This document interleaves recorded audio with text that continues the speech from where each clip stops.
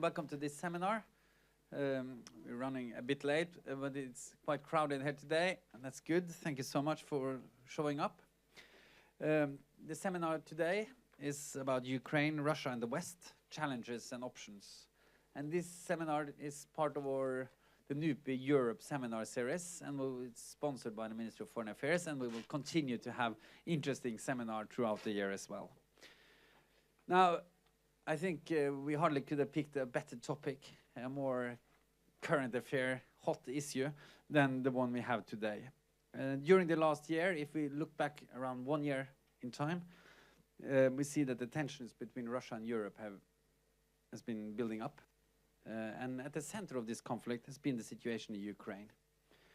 And as you recall, the crisis was partly initiated by the negotiations between the Europe and the Ukraine on the Deep Free Trade Association Agreement. And during the fall, these negotiations took a turn when Yanukovych at the end decided not to sign the agreement. And people in Ukraine went to the streets and to Maidan.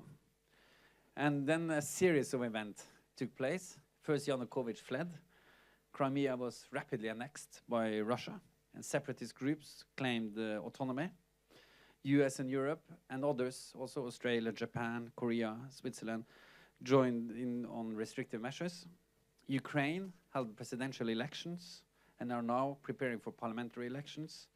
And on the ground, the situation has been, we have seen no sign of de-escalation. It's gradually getting worse. The Ukrainian government has intensified its efforts to crush the separatists. And although the Russians claim that they are not interfering, there's lots of evidence supporting the idea that Russia has been sending equipment and personnel into the situation. And as we speak, reports come in that Russia is also sending more troops into the region. So it's a very dramatic situation. During the summer, the Malaysian air carrier was shut down. And the crisis took a new twist. New sanctions were imposed, and Russia also responded with significant sanctions towards the West. And as we speak, the military conflict is as intense as ever, and there are very few signs that diplomatic efforts will solve the crisis. We also see that this conflict that could be seen as a regionally confined conflict is spreading. It's not longer a regionally delimited crisis, but this has broader implications, broader in terms of relationship between Russia and Europe, but also potentially global. And there are different interpretations, of course, about the reasons for this and the dynamics, and also different speculations about the possible future and the end state. So far, we see that European leaders have been brought together, I think, more closely. Probably more closely than many expected only a few months ago. Transatlantic ties have been strengthened. And in Russia, we see that the support of Putin has increased. Most people also tend to think that this will be a long-lasting conflict, representing a qualitative shift.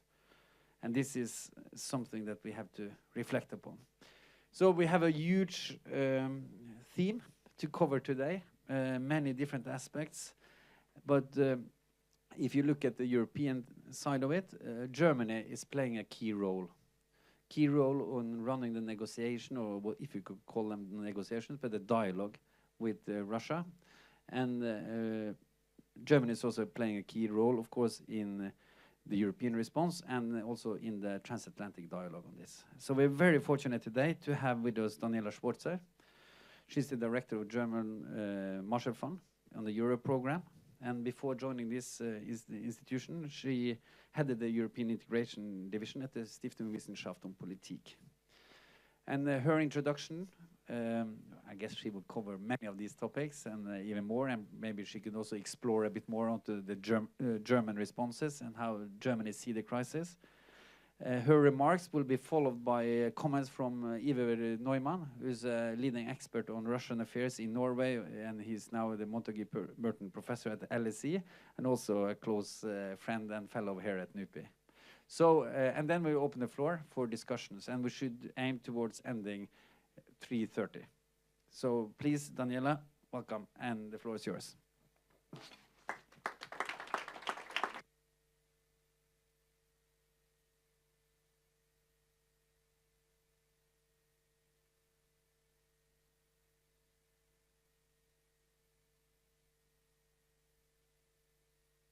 Hope you can hear me. You can.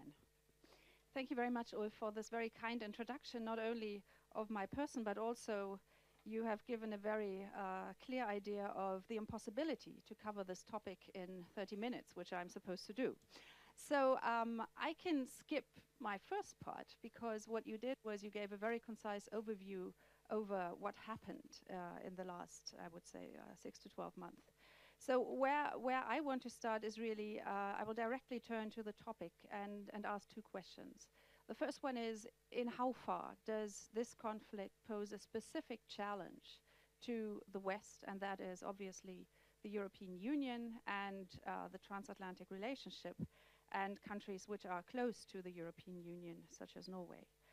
And the second part is really the other segment of the subtitle: where do we have opportunities for action in order to improve our own situation, which I would call not of a specific strategic strength at the moment. So if I look back roughly a year, and I ask myself, you know, in fall 2013, what was the situation? How did the European Union look at its eastern neighborhood? I think the majority of people were quite hopeful that things were going to move forward, and that Ukraine was indeed going to sign an association agreement towards the end of the year. So at that point in time, I guess there was optimism that the European neighborhood policy, and indeed Eastern Partnership, which is part of that strategy, was going to yield results in the sense of institutionalizing contacts and relationships with countries key to the success of that strategy. And Ukraine, as the biggest of them, obviously is, or was and is, of key importance. The underlying assumption of the European Union at that time was that it was possible to intensify those relationships without provoking confrontation with Russia. The underlying sense was that this is not going to be a zero-sum game. And if we look at the reactions from Moscow since, and probably the thinking well before, it is indeed that Russia perceives any step the West takes in that region, and any closer institutionalization and drawing those countries closer to the EU as a zero-sum game. And I think this is the fundamental rethink that had to take place in Europe, a new conception of what is possible and what is not possible in the region, and what adverse reactions the European strategy could actually provoke. Then I think the second crucial realization was, or came with the annexation of Crimea. That brought clearly a new quality to Russian interventionism Russian interventionism in Crimea, because the West had to witness the violation of territorial integrity of a country which it was trying to deal with and which it was trying to draw closer to the European Union. So I think the key realization that had to take place, and this happened obviously in Europe but also in the United States, was that Russia was openly questioning the post-1989 security order in Europe's neighborhood. And what followed on the annexation of Crimea was a rhetorical questioning of indeed the Western, or as the West conceived of it, the rules-based security order in the Eastern neighborhood. And so another pillar of thinking of the West about its Eastern neighborhood was actually starting to be destabilized. Now, I think the next phase of realization what kind of challenge we were facing, or we are facing, is that it became clearer and clearer that, first of all, the security dimension of that conflict goes well beyond Crimea and Ukraine.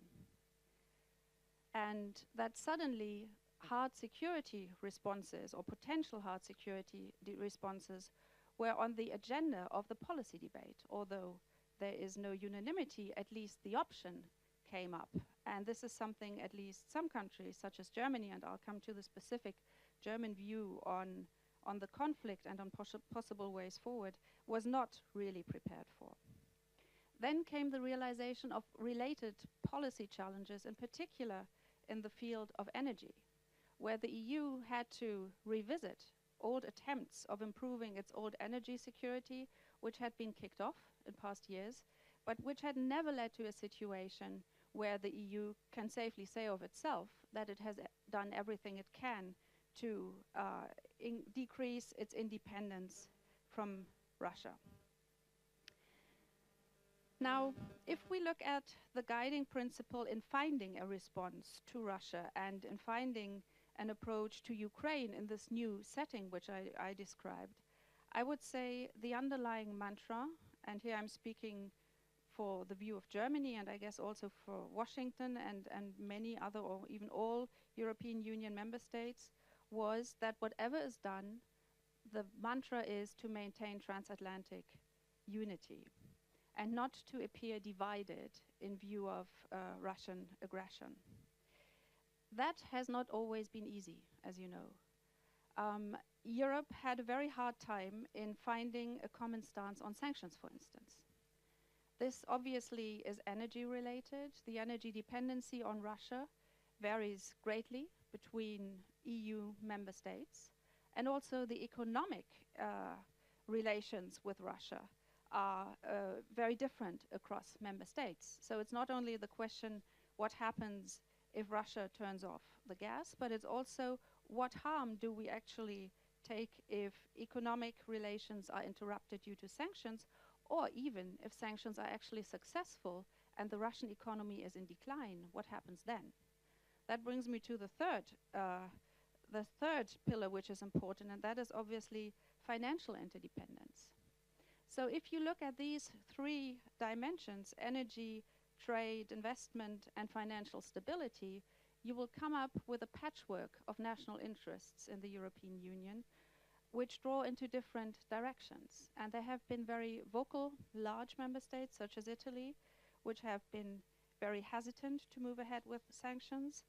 There have been member states which actually raised questions, such as Germany. The approach to Russia for many observers wasn't always very clear.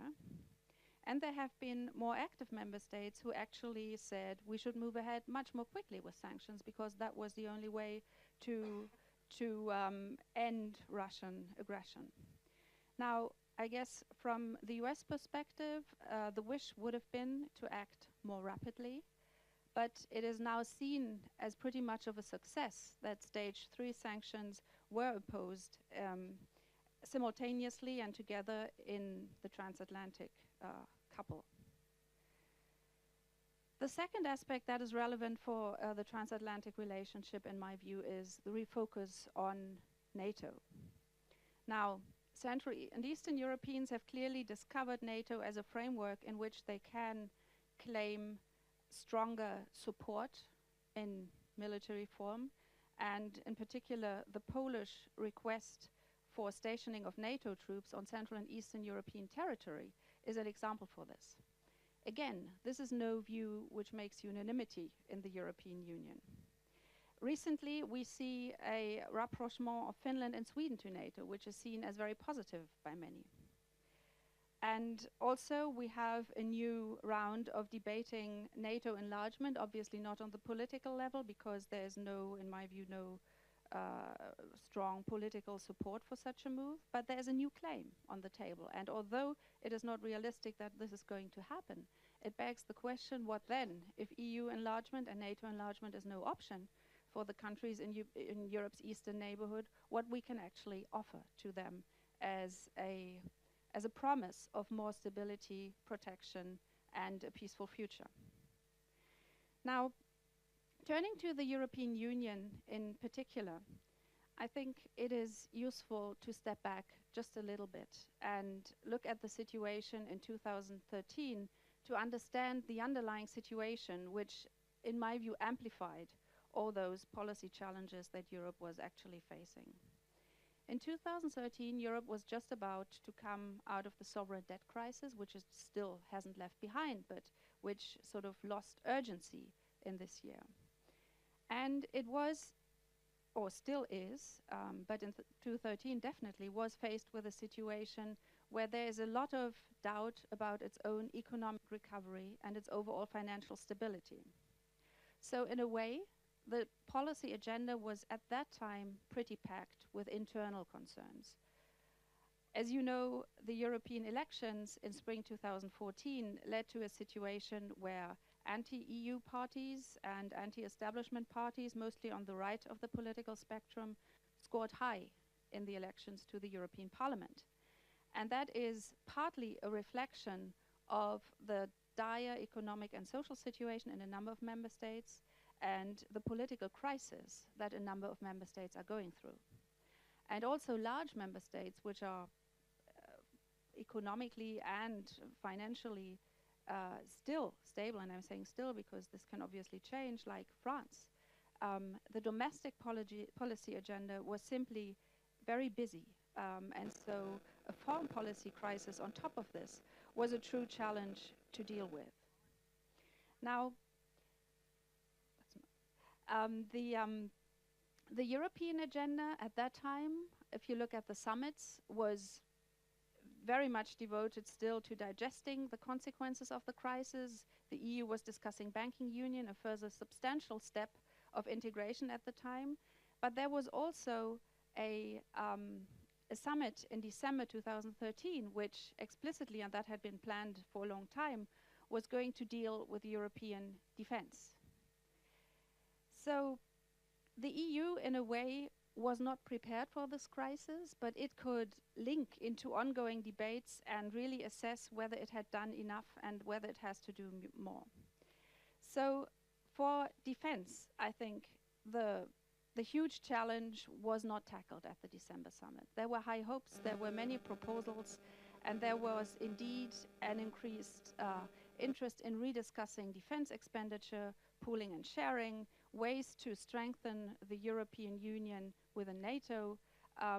But the results, okay, they were a step forward, but I guess if we had had the summit under the impression of the current crisis, possibly more would have been possible. The second point is the debate on energy dependency.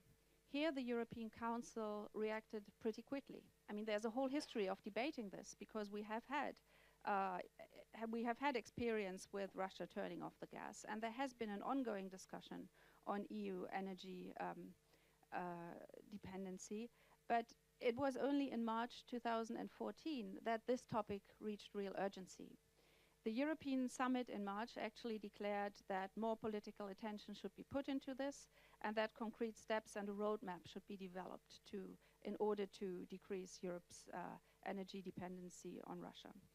If I look at the way this has evolved since, I would say there has been a strong investment of political energy, but at the same time, the conflicts inherent in this topic and the practical problems in integrating the European energy market have become apparent in the last few months. The October summit will surely bring another step forward, but my concern here is that in winter 2014, we will not be in a situation that we can say we are actually safe and not vulnerable in that regard.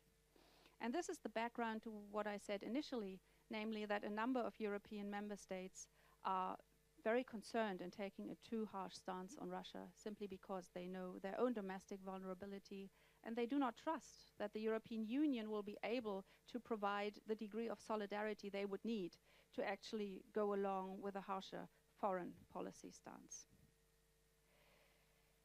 The second debate I would like to point out that Europe is currently having and will have even more so probably after this weekend when we have maybe a new high representative, it's the discussion on the overall approach of the European Union to its own neighborhood.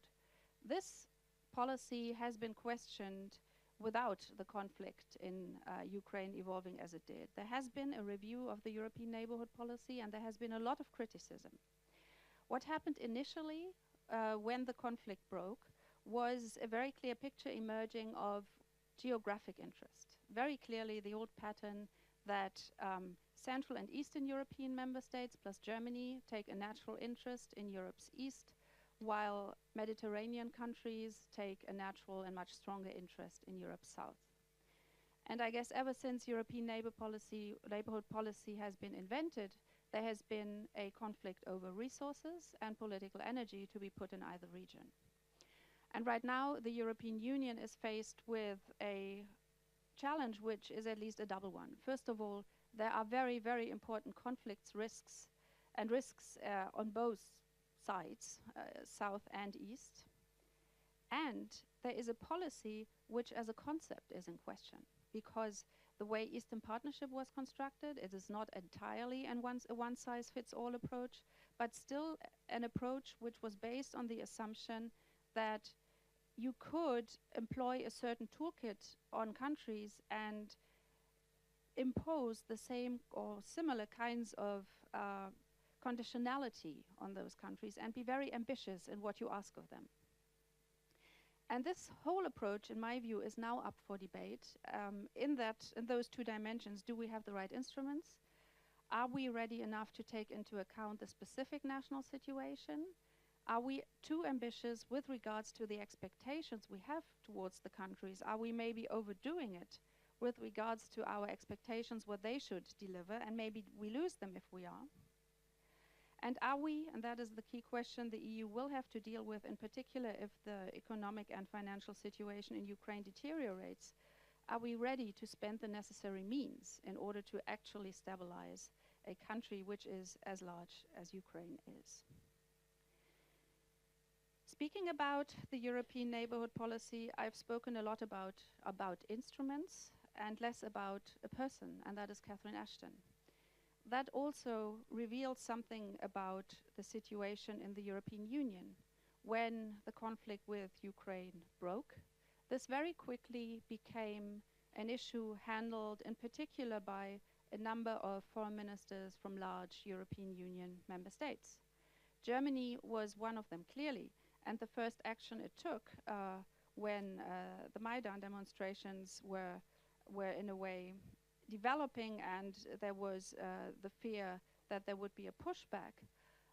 It was Steinmeier together with the Polish and the French foreign minister in the Weimar Triangle, which is a pretty established form of cooperation between France, Poland, and Germany that took the lead on the issue. From a German perspective, I would say that this trilateral cooperation is very important, not only to have the necessary political weight in the EU to draw along other member states, but also in a way to balance Poland, which has obviously a stronger engagement in the relationship with Russia, and also to bring along a country which traditionally has a stronger turn towards Europe's south. So for the coherence in the EU, this is obviously a framework of cooperation which is seen as very important from the German perspective. Germany also traditionally, as its sort of mantra in approaching the European Union, always tries to look towards small and medium-sized member states. And that showed very clearly when our foreign minister tried to bring in the Baltic states into this discussion. Because the German belief is that, if possible, European policy making should be as consensual as possible. And hence, Germany, many times in relevant decisions on European integration or on necessary urgent decisions that had to be taken in the foreign policy realm, would turn to smaller member states and try to bring them in order to take them along. Germany's own challenge, I think, is particular in this current situation, and I would like to spend the last few minutes on our own domestic debate about the approach to the conflict and how this fits into German foreign policy. As you may know, our foreign minister, who came into office after the last federal elections in 2013, launched a process which is called the review process. It is a review of German foreign and security policy, which is supposed to last a year, so it's going to come to a close at the end of this year. And the idea was really to review the question whether Germany is pursuing the right strategies, and in particular whether Germany has the right instruments at its disposal in order to fulfill its role both in Europe and in the world. This is in a way a reaction to a rising and intense debate on Germany's role precisely in Europe and in the world that has developed over the last few years.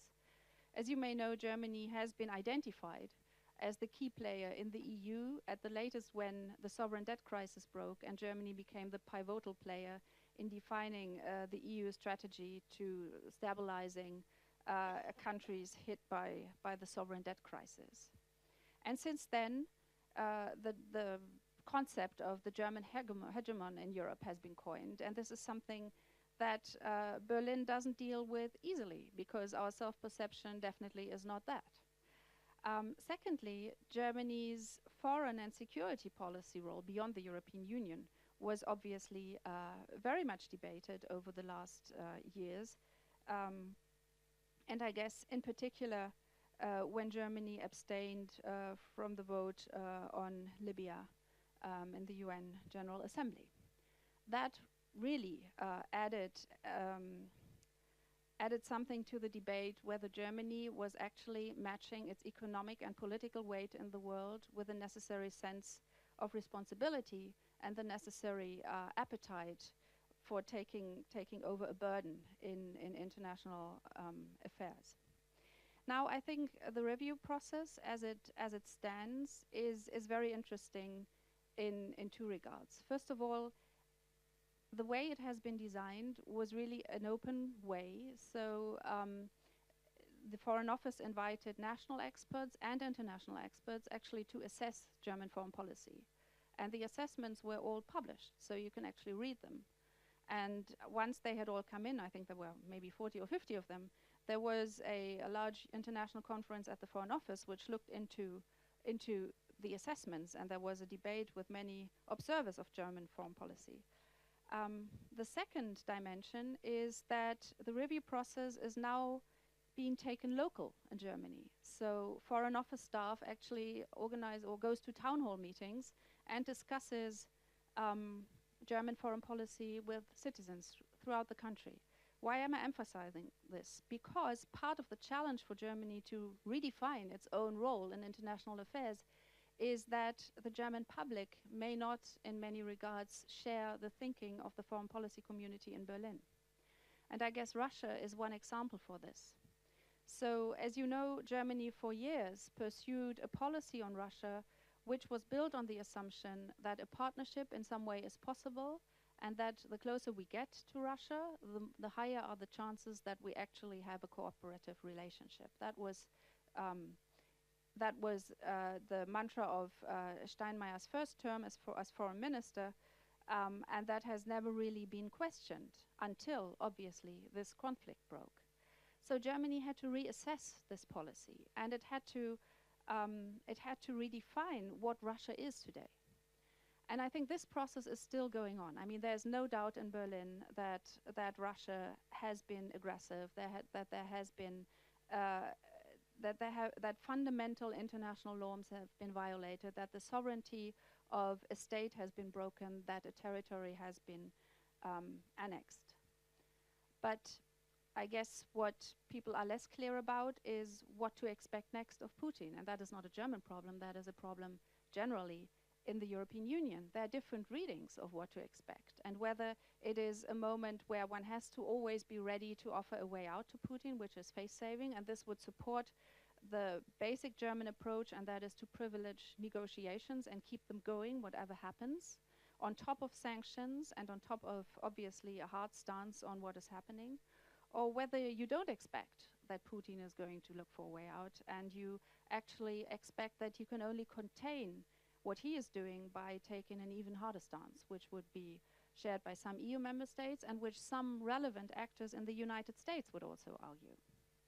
So I would say that Germany has gone a pretty long way in this discussion, and that today the suspicion that Germany is a friend of Russia and that this explains everything because of our economic interests, that this is a picture which really doesn't hold at all.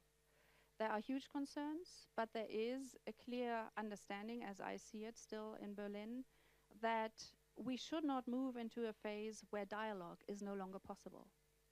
So, as you know, the German Chancellor is in regular contact with Putin. You can see all the reports on who does the most phone calls from the EU capitals to Moscow, and Germany, apparently, according to all the statistics you can find on Twitter, is clearly in the lead. And that is probably one of the roles Germany plays for the European Union at this point in time. At the same time, of course, Germany is reviewing its stance on security policy. Delivering arms to a conflict region, as has now been decided for Iraq, is a huge change in the toolkit of German foreign policy. And this is just to show you how actual crises and challenges are in a way overtaking a well-thought reflection process, which I have explained as part of that review process. So I think there's a very strong awareness in Berlin these days that we have to fulfill our foreign and security policy responsibility. But the preferred option, as I see it, for Germany is clearly always as part of the European Union. This raises the question, does that mean Germany would actively promote a very strong institutional strengthening of the European Union as a foreign and security policy actor? I do not see this now. I simply think this issue is not up for debate to institutionally strengthen the European Union on these issues. Depending on who we see come up as a high representative for the EU over the weekend, we will see whether politically there is a commitment to find a very strong person or whether one opts for a less strong person. I think the latter may be the case. And this will then not change a lot. It will then, again, be a coordination of European capitals, the attempt to bring together diverging views on action options, which will prevail. And if the crisis and the conflict with Russia escalates, this will become even more salient, and it may very well dominate the NATO summit. If what has happened this morning continues into the next week, I guess this will be the moment in Wales where those issues will come to the table. I'd like to thank you for your attention, and I'm very much looking forward to the debate.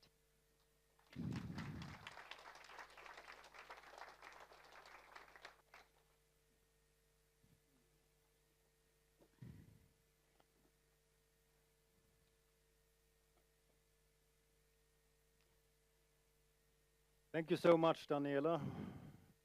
You have given us a dire picture of the situation. Everything is very serious. Troops are massing. We have different kinds of vehicles crossing the boundary, the state border, or what is for us looked at as the state border between Ukraine and Russia. We have a number of people on the alert. We are all concerned. There are headlines in the newspapers, and yet most of us in this room are old enough to have lived through the Cold War.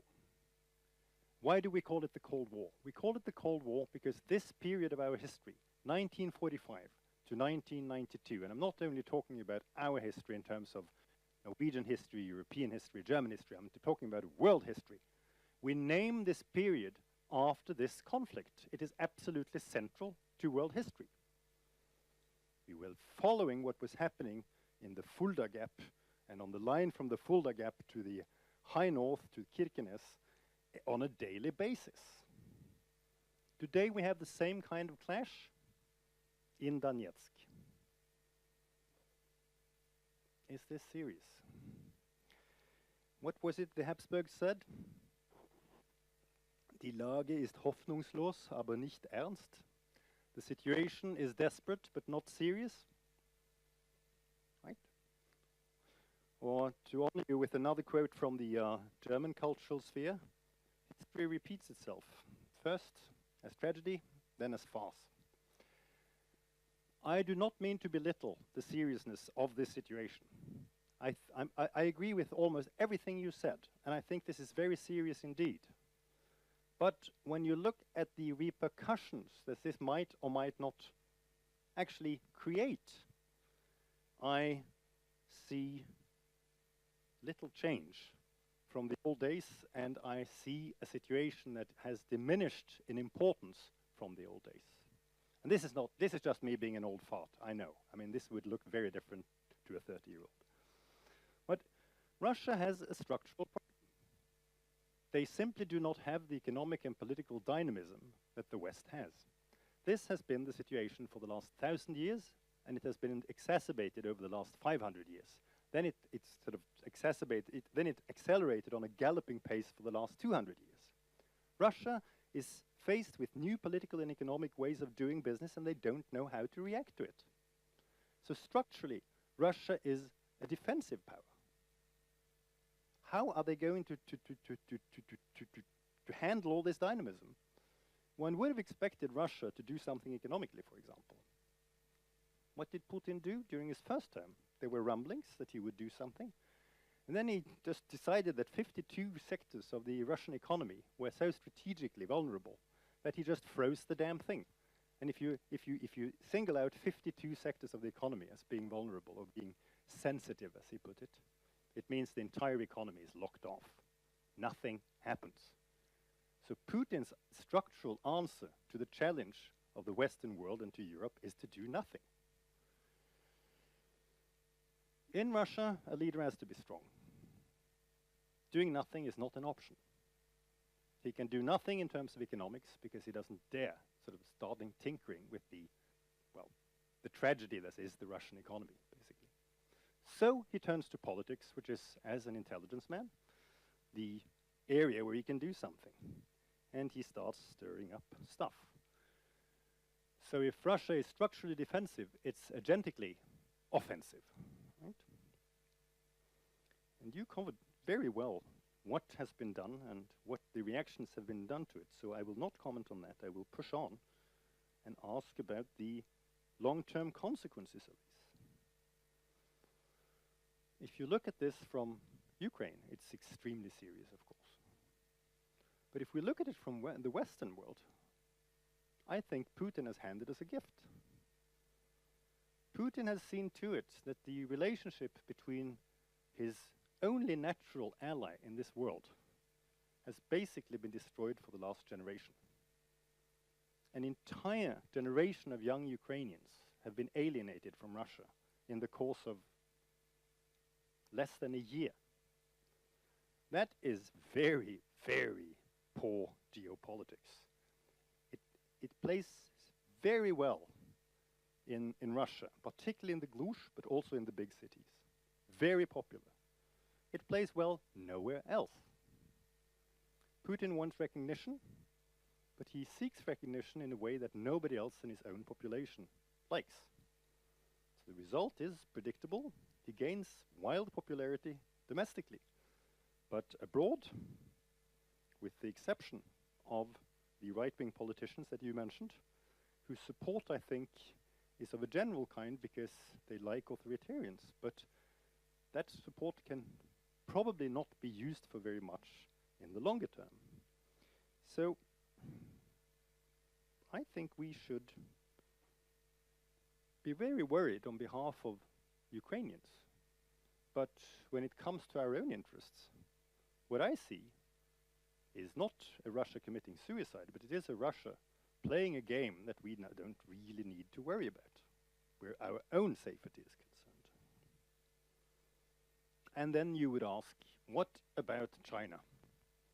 In Russian history, over the last couple of centuries, every single time something has gone wrong in the West, and the West has been agitated and alienated, people have started talking in Russia about playing the China card. There are a number of famous quotes. I won't bore you with the Dostoevsky quote. I won't bore you with all the quotes that are usually wheeled out at these occasions. But the idea is basically that when Russian pride is thwarted in the West, they will turn to China.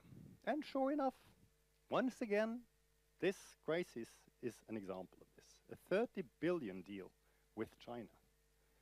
But should we worry about Russia and China becoming an axis in geopolitics? I don't think so. Even if the worst possible scenario for China happens, and they are down to 800, 900 million people in 20 years, they will still have an economy that is vastly larger than Russia's. Russia will have no way whatsoever of gaining much leeway. The deal, the 30 billion deal, is predicated on China doing most of the work. China is going to build the infrastructure. Anyone who knows his Hegel knows that this is not a particularly smart move. It means that China will gain all the experience. China will learn everything they can about the energy situation. China will come away as the master. And Russia will remain the knecht, the party that hasn't learned from this exchange except by exporting more raw material. So, if I had been asked to see this conflict from a Ukrainian point of view, I would have been very, very worried indeed. Seeing it from a Western point of view, historically this is business as usual, and I think Russia is hurting itself, or rather, let me put it differently, Putin is hurting Russia enormously by what he's been doing over the last year. Russians don't see it that way. Everything looks like a success. In the unlikely scenario that Russia will take over all of Ukraine, will that be a success? It will be an enormous strain on resources. It will hold Russia back from doing something with its own economy for years to come. It's an albatross. Thank you.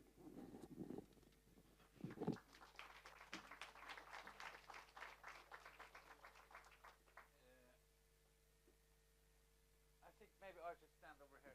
Or Iver, maybe you can also join me up here. And then Daniela, you can come here. Iver, is that okay for you? I suggested... Is this working? Yeah. Maybe, Daniela, if you would like to respond to Iver's remarks briefly. Well, I still see two risks in what's happening in Russia. First of all, I think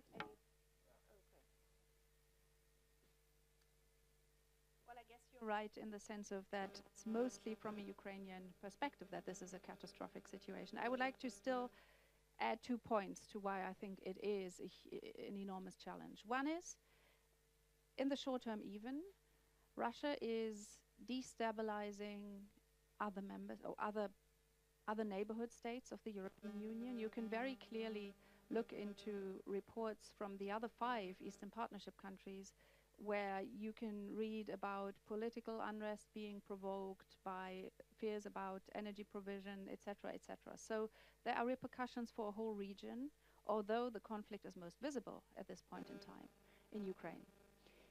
This spilled into the European Union as well. If you talk to people from the Baltic states, in particular those countries which have substantial Russian minorities, they feel that Russian propaganda, which is intensified considerably and very clearly targeted towards those audiences in EU member states, there is something happening in the political debate, in the coherence of views on the conflict. So this as well is an enormous challenge for the European Union to deal with. And then looking at the scenario, I would agree with you that Russia does a lot, that Putin does a lot of harm to his own country. But how do we live with a weakened Russia? I mean, what does this mean in terms of, first of all, security and stability? What happens to Russia if there is no strong leadership, as you correctly say, which has to be in place in order to govern Russia? What kind of disintegrative tendencies may we actually see? What kind of conflict may this create? And from an economic and financial perspective, what would happen if Russia would actually economically collapse due to wrong policies in the country? So I think I would not underestimate the risks emanating from Russia even, and there I would go along with you, probably in the medium term, the strategy doesn't play out as a success for Putin. I would still think that the West has to deal with serious repercussions either way. Thank you. Thank you very much. I suggested we open up for questions, but Iver, can I invite you to come up here? Because I think that you also left some quite remarks that maybe someone in the audience would like to reflect upon.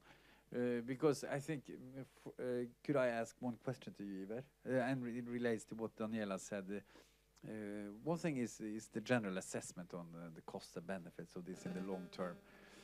But you touched upon one issue, because whether this is just a regional conflict or it's something have some kind of huge implication in spreading to other countries, to the Baltics, to even to the high north, etc. As I understood you, you don't think that this is very likely. You see this is basically a small regional conflict, and it will have just implications for Russia. Could you say something more about what would it take for this conflict to spread, or what would keep it from not spreading? Well, I think this is more than just a little regional conflict. I think it's very serious indeed, and I do agree that it will create all kinds of problems for the EU when it comes to divergent views. On the other hand, there has been a streamlining of views inside the EU since this happened, because if I had been a member of the Polish political elite, and particularly if I had been working in the Polish foreign ministry, I would have been dancing on the ceiling, because the rest of the EU has come around to something that looks more and more like the traditional Polish stance on Russia. So there are divergencies, but there is also some kind of homogenization of what's going on. And I agree there are regional repercussions, because in order to keep this up, Putin is putting all his eggs in the aggressive basket, and he wants to look strong. He's been doing it before in Abkhazia, in Ossetia, then it's the Crimea. What's next? Mm-hmm. And if I had been living in one of the Baltic countries, I would have been following that on a daily basis, maybe an hourly basis. But my point, Ulf, was simply that if we compare this with the period from 1945 to 1992, although it's very serious, it's still not of world historical importance. I see very few scenarios in which this may scupper the European or world order. Okay, we open up for, of course, for questions from you as well. Daniela, could I just take the first question, and that relates to some of your remarks on Germany, because you said that Steinmeier, you talked about Steinmeier's kind of the first period, it's kind of classic Ostpolitik German approach, and then you said that now this second term Steinmeier takes a different position.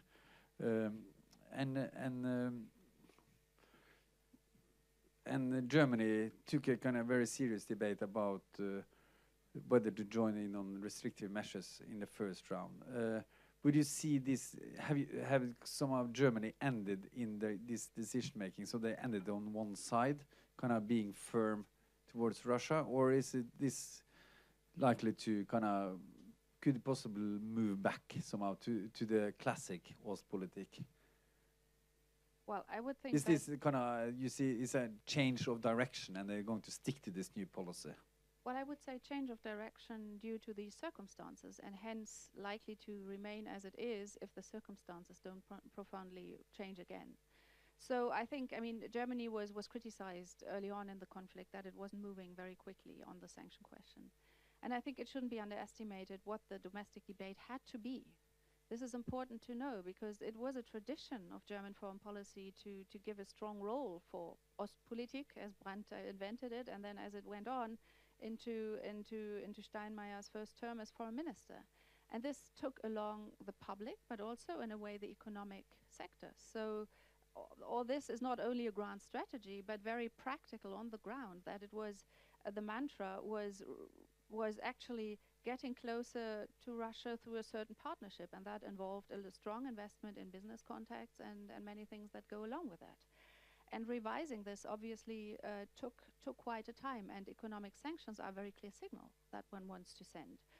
So given the fact also that the German parliament plays a strong role in German foreign policy making, this couldn't just be decided, you know, without any further reaching debate. And there was a strong public criticism of that policy by very vocal representatives of German industry.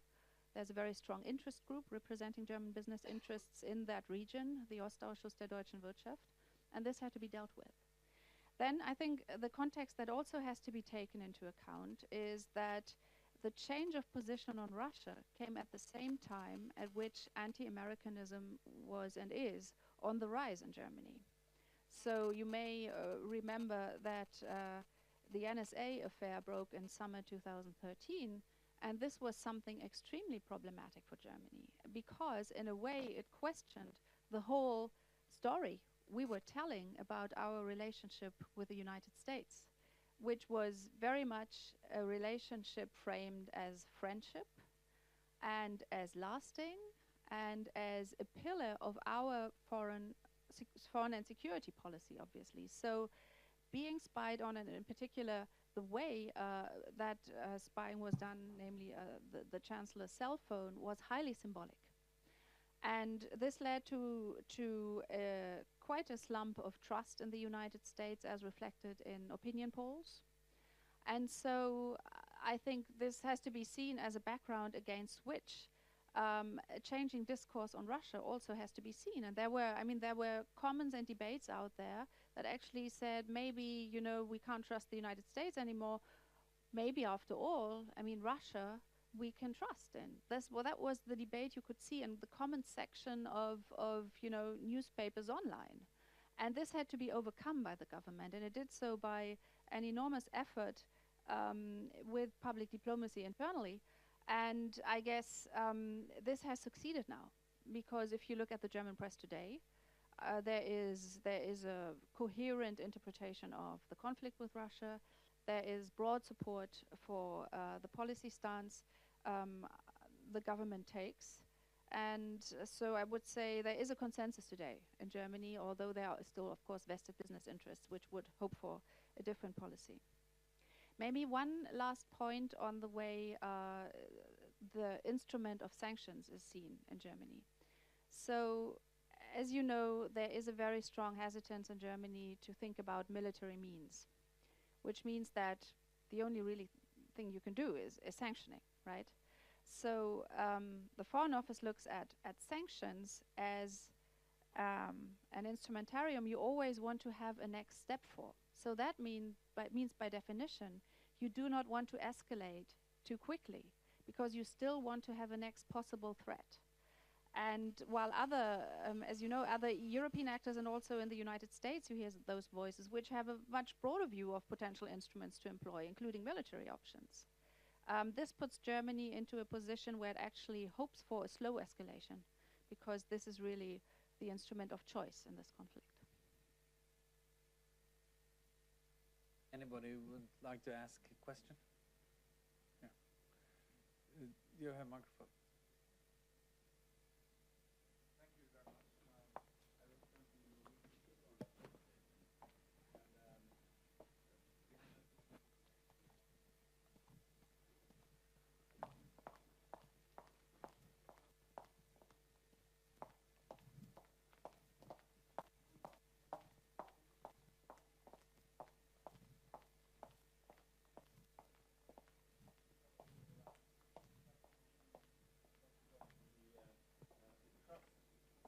Germany, in the press and government vis-à-vis Russia. If you look back a couple of weeks, President Putin made a speech in the Crimea which was seen as quite conciliatory and almost as if he was looking for a peaceful way out of this mess. It wasn't the first speech of that kind, but it was the last that I can think of. And of course hopes were raised. If you look at the situation today and the news that we get today, of course we get different news every day, but today it seems like there's some substance in what is actually reported in terms of green men and an escalation of Russian activities in the east of Ukraine.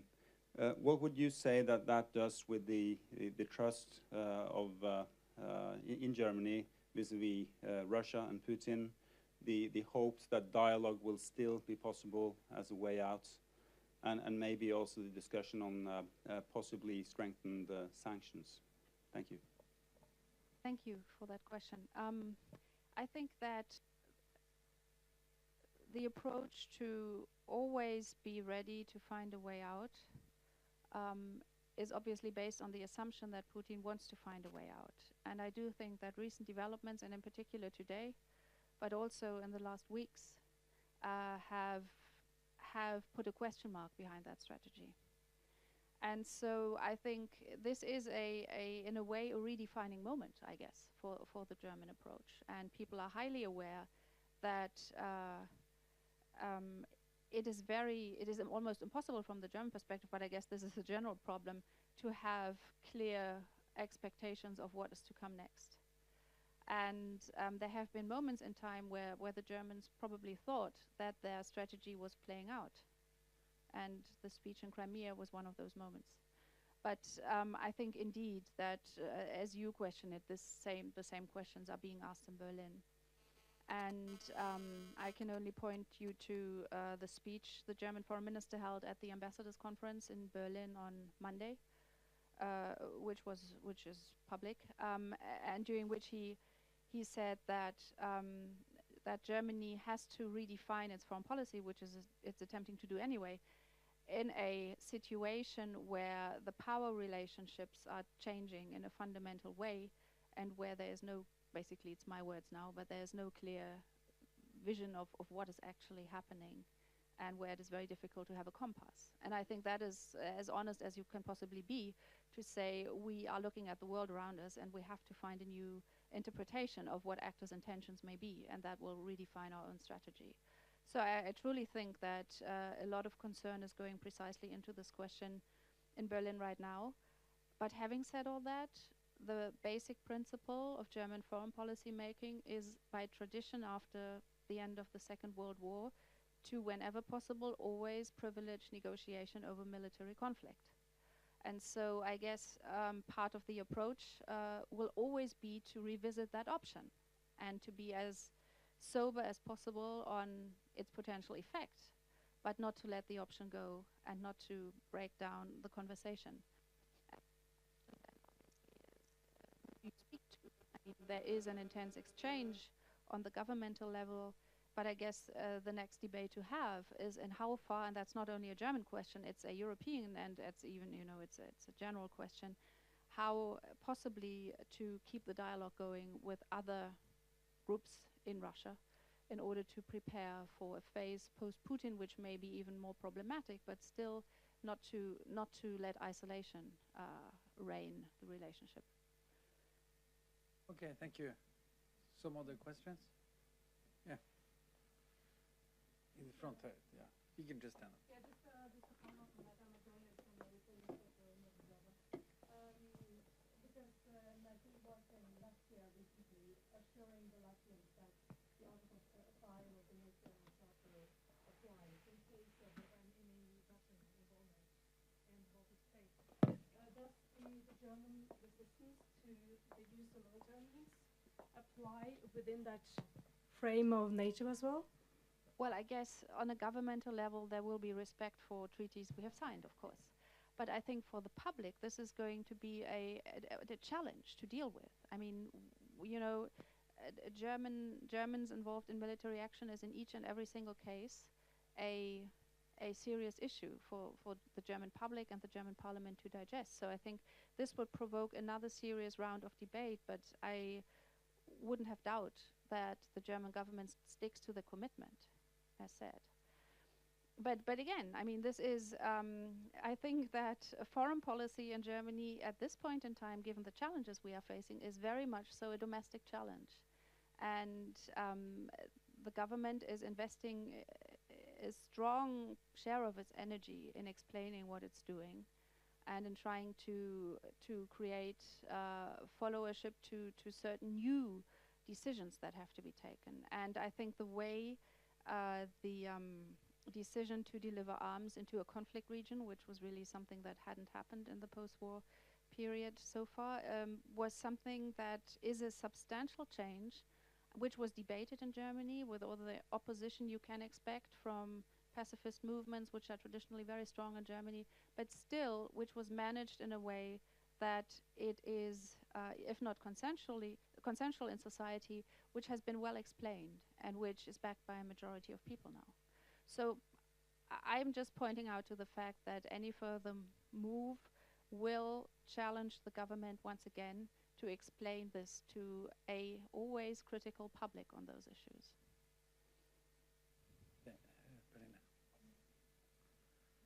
Thank you. Pernille Rike from NUPI. I have one question concerning the European neighborhood policy. As you mentioned, this policy has been questioned by this crisis, and but at the same time, the European neighborhood policy has for a long time been kind of promoted as the kind of main security policy instrument of the EU. And I wonder how you see this crisis, if it has, how does that affect the credibility of the European Union as a security actor, especially as a regional security actor? I would say tremendously. If you like, the whole strategy in Europe's eastern neighborhood is now questioned because I think partly what I said about the late realization that the whole assumption about what activity in Europe's eastern neighborhood could provoke what kind of reaction, that zero-sum game example I gave, that the basic assumptions were wrong, and that maybe, and that is the sort of criticism that is, I guess, very much debated in Brussels these days, that there was a lack of realization of specific country situations as well, that overstretch, you know, in terms of pushing them too far. The fundamental problem is also that part of the European neighborhood policy was thought up with the option of offering EU accession. And it is now pretty clear that there are very clear political limits to enlargement from the inner EU perspective because of little support for offering enlargement or accession perspectives to European eastern neighbors, and the question is not even asked for the southern Mediterranean countries. So I think the EU is indeed facing a huge challenge to redefine its policy approach, and what I would guess, but again this is going to happen when the new EU leadership is in place, that it will be a much more country-specific approach, and that the notion of neighboring countries will be enlarged in the sense of that actually each of the EU's eastern neighboring countries is so closely tied to its neighbors, and that is increasingly realized, that you cannot look at an individual country without acknowledging its regional ties and dependencies, and that westward orientation may be something you hope for, but the closer you get to those countries, you buy their relationships as well, which they have. And as we can see now, the sort of wider neighborhood or the neighbors' neighbors are in increasingly problematic situations. So that whole idea that European foreign and security policy capacity is tested in the neighborhood is true, but I think we have to define the neighborhood in a slightly broader geographic sense now, as it stands.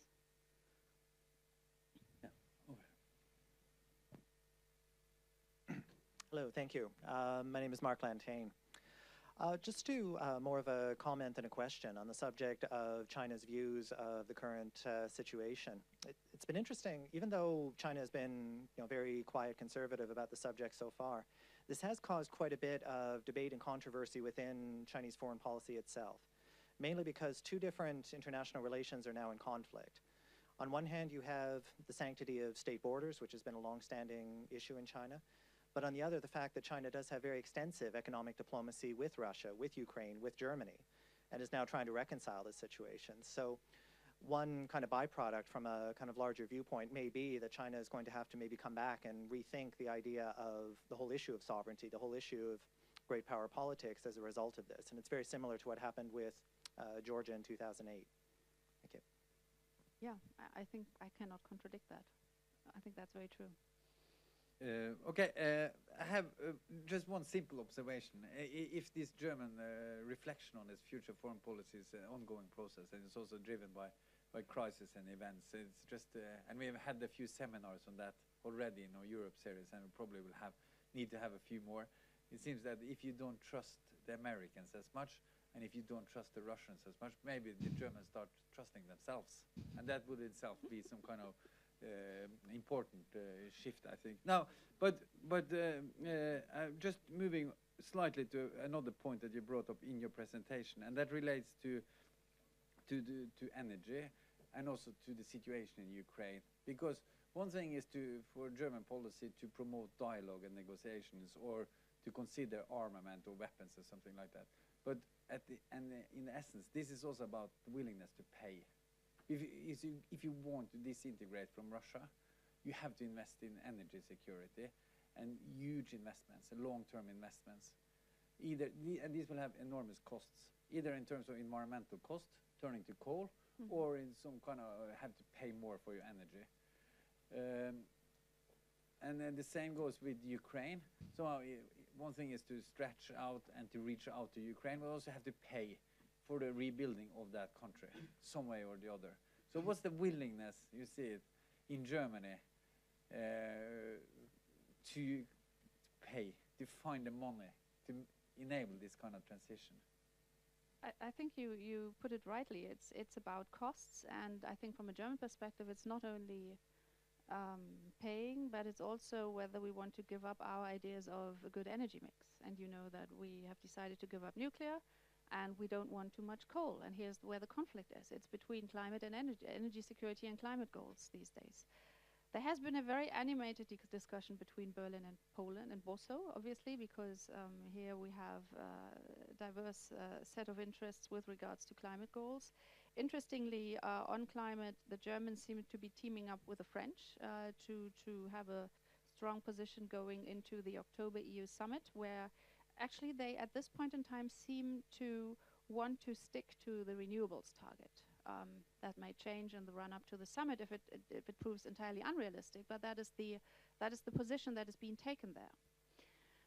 So when it comes to actually paying, investing in energy infrastructure, and also in being ready to pay to ensure solidarity. I mean, that is, I think, the more crucial question here, because you can always say that investment in energy infrastructure will pay off sometime, some way, and I think that debate is developing strongly in Germany because of our own Energiewende, our own shift in energy policy, that we very clearly realize that the German energy infrastructure is absolutely or has been neglected for a while and is absolutely not up for the challenge we are facing now with the idea to bring in renewables to a much larger degree. So we have this investment debate in any case in Germany, and I think there is an openness to think about promoting this on a European level.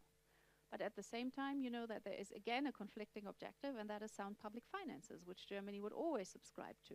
So there's little appetite to give leeway to other member states who claim that certain investments should be actually discounted from counting the national deficits, which are subject to a very, very close surveillance, in particularly in the monetary union. So here you have a wonderful picture of competing preferences.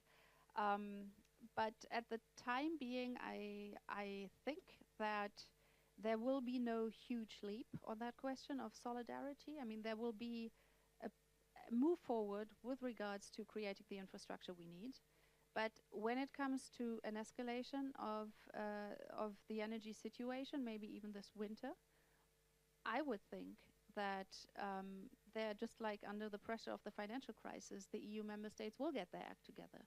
Because the worst thing you can have, and I think that is the overarching objective, is a visible division of European member states in their relationship to Russia. And that would then be the risk, really. So I would hope that this happens, I would hope it would happen in a more preventive way. I see things moving, but we're not going to be safe by December. It may happen through crisis, and actually European integration has a long history of moving forward through crisis. So this may be a cold one, actually, but to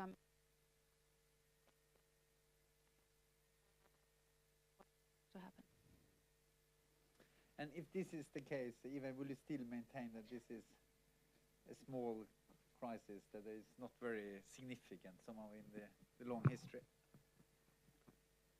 Well, to repeat, I think it is very significant, and it certainly fills our agenda.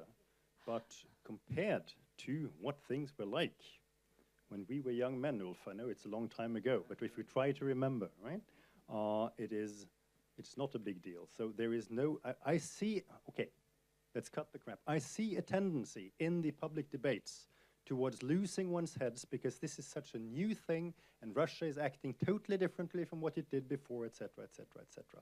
And the point I was trying to make is that this is not holding up. Russia is doing something that it has historically always done when it has been under a lot of pressure. I mean, I in agreement with the people who say that Putin had to act because he was looking at the world in a way which said that if I don't act now, Russia is going to be run over. It will no longer be a great power. And to Putin and to a number of Russians, it's impossible for Russia to be Russia without Russia being a great power. I mean, this is very important, and all Russianists understand this perfectly, me included. But problem is, how do you maintain that greatness? You try to mess in these different theaters, but you don't have anything to offer. You know, in a free competition in a place like Ukraine, Russia loses simply because there is nothing there to offer. I mean, even during the Cold War, there was something on offer: communism, the idea of a bright new future, world historical change, you know, different ways of thinking. And you know, I get reports from Nashi meetings where the leader stands up and says, "Who are we?" And the masses will respond, "We are Russians." It's hard to find a factual error with that answer. But what is the appeal of this kind of ideology? It has enormous appeal inside the country. Nationalism should never be underestimated. But it has very little appeal indeed outside of Russia. And this means that Russia boils down to having nuisance value in foreign policy. That is a consequence, I think, a logical consequence of the policy that is now being maintained. I think this is a classical example of foreign policy without an object. It's all about domestic politics. And you know, of course there are also interests in keeping Crimea. There's the naval base, there is the continental shelf where there may be oil and gas, etc. But most of this is about domestic politics. And, you know, so let me say again, you know, I think it's very serious indeed. But I cannot see Russia now emerging as a big ideological and political and economic threat, because in economic terms, the country is on its knees already. So, yeah. Just a small point. I mean, there are some political parties in the EU. I'm French, and in the French debate, there are some voices that are increasingly pro-Putin from a somewhat ideological point of view, that he sort of, or his regime incarnates some kind of conservative forces which appeals to some political forces in Western Europe as well. So you would dismiss the importance of that. Also the financial support that they get. Finally, I mean, I think this is the key. And then we're back to George Kennan's long telegram, where the whole point was Russia is emerging as an enormous threat. What can we do? We should not attack, we should not roll back, we should see to it that our own defenses are in order ideologically. We should see to it that we live up to our democratic potential. That was Kennan's recipe. That was the whole idea of containment. Keep the Russian threat at arm's length, see to it that we're not succumbing to any kind of democratic problem inside, be that McCarthyism from the right or communism from the left. And I think you put your finger right on it. This is the key challenge to Europe. If we start sort of running hither and thither, and look to the Marie Le Pens of this world, and you know, I'm in and out of Denmark all the time, 26% of the electorate that was active cast its vote for the Danish People's Party in the European Parliament elections. I'm not denigrating or belittling this kind of thing, but this is an issue that we ourselves as societies deal with. It's a side effect of what happens in Russia, and the Russian thing plays into it, but it is a different and separate discourse, if you like. But I totally agree with you that this is the problem, but it's a problem internal to each and every European country and to Europe as such. Okay, and then we have a question here. Yeah. Yes, I remember the Cold War very clearly, and you mentioned containment.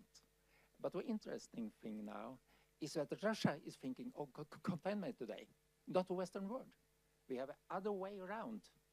And we also see that during the Cold War, that Russia thought it as very legitimate to export ideology.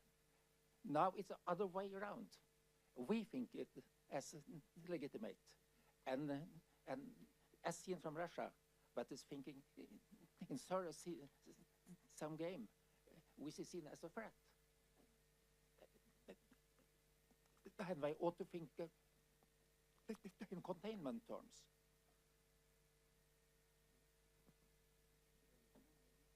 He's in agreement. Daniela, Yeah. would you like to comment on that? Oh, I think I pointed to that when I spoke about the impact that is felt in the Baltic states, Bulgaria, Romania, everywhere, where there are clear attempts that can be traced to actually infiltrate Russian ideology into national debates. And the other vector has been pointed out through certain party families, which are now present to a strong degree in the European Parliament. So I think it is a huge problem, and I guess the moderate parties are still struggling how to respond to this challenge. I agree again, and I think one of the keys here is that when Ukraine was opened to ideological competition, as it were, well, I don't think Ukraine has a lot of honor when it comes to what they used that 20-year window for in economic terms. So let's that to one side, but let's look at the ideological debate. Young people look to Europe. And this is exactly the problem, I think, when it comes to containment. I'm under no illusion whatsoever. I've followed Russian politics for 30 years with a specific view towards seeing if there is any viable ideological alternative in Russia. And the only one I see now is a nationalist alternative, which may be, I think, is the reason why Putin has turned the way he has over the last couple of years. He stole the clothes of the nationalists while they were out going for a swim, to quote a Norwegian politician, right? Probably not a very wise move. Probably, I mean, those clothes will do him great harm, I think, but I simply agree. But it is super interesting that the new boundary of East-West is not being drawn between Ukraine and the West, but between Ukraine and Russia, simply because Russia has seen to it, as a direct response to the color revolutions, that this ideology will not travel. So if I take it that this was exactly what you meant with the question, and I can only conclude that I'm in total agreement. But it's a tragedy, because it means there will be no dynamics on the Russian side, and how can we maintain the dialogue and have a competition? We can't. Okay, now we've talked quite a bit about the reinterpretation, the crisis, how it has triggered some kind of reinterpretation of Russia in Europe, in Germany, and also talked a bit about how this has triggered some kind of reflection somehow of Europe and the purpose of Europe, but also you mentioned also the Europe election and the dynamics, the new consensus somehow in Europe. But could you also, towards gonna have a few more minutes, could you say something about what are the impacts of this crisis as it is on the transatlantic ties? Mm-hmm. Next week there will be the NATO summit, and how do you see this? Also, there's a backdrop of the pivot to Asia, and a year ago or 2 years ago, when Europeans thought that U.S. will leave Europe somehow, and now U.S. is, and the transatlantic agenda is much more prominent. Yeah, well, I think that this conflict has actually given a new raison d'être to close transatlantic relations, in particular in the security field, obviously. In a way, we saw the re-emergence of the concept of the West, which for some time hasn't been that present in the debate, and suddenly it's back again.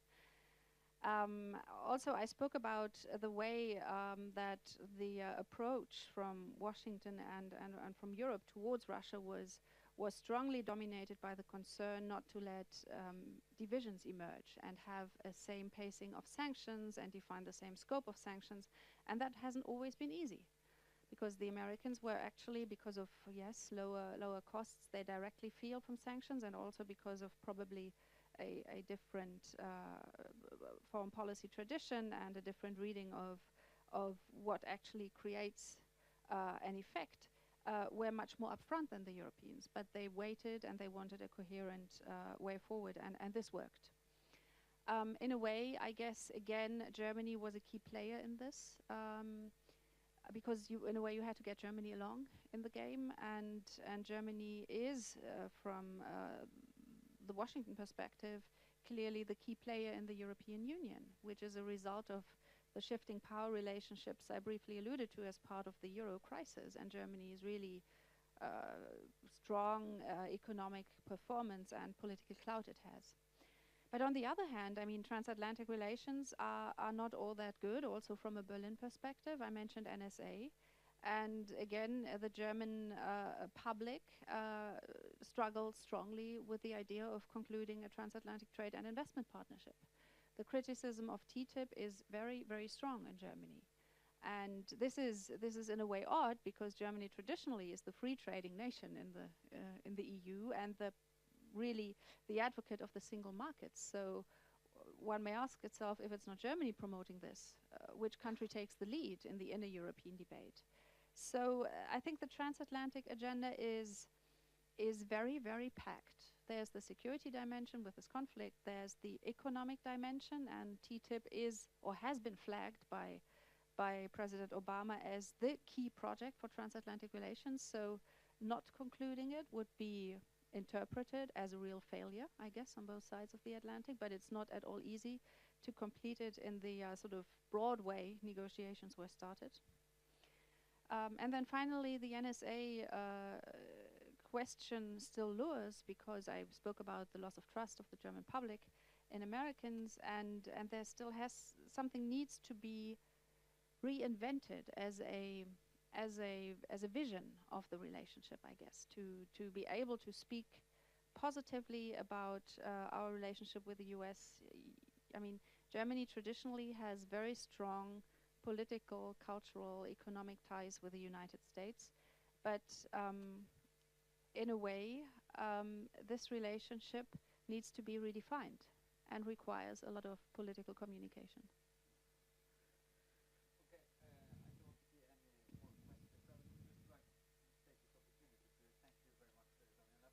Thank you. Remarks on such a broad agenda somehow, and we have discussed many issues. And also, let me thank you, Iver, for bringing in different and interesting perspectives. And also, let me thank all of you for showing up here, and have a fine and good afternoon. And would like to welcome you back anytime.